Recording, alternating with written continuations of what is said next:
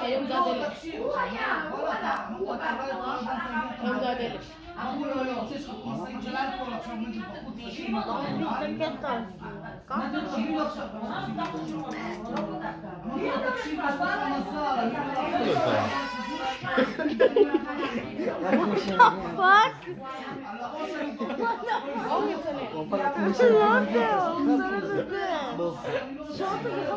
אני רגע, איזה עבריין. רגע, אני גבר. מקסימום איזה מסיח, תשמע. מה, מי בא? שחקן מסיח, אני רוצה להיות עם המוטל. למה? ככה בא להיות עם המוטל. לא? כן, גבר, משחק. משחק. כאילו, אתה משחקן? כן. מלא כאלה. מה באמת תביא לו מה הוא צריך. מה הוא רוצה תביא. שאני יודע תרגיל אחד איתו. ואם יש בעיה, משהו טוב אבל.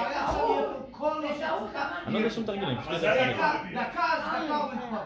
אבל ברוס יש לו כזה... לא,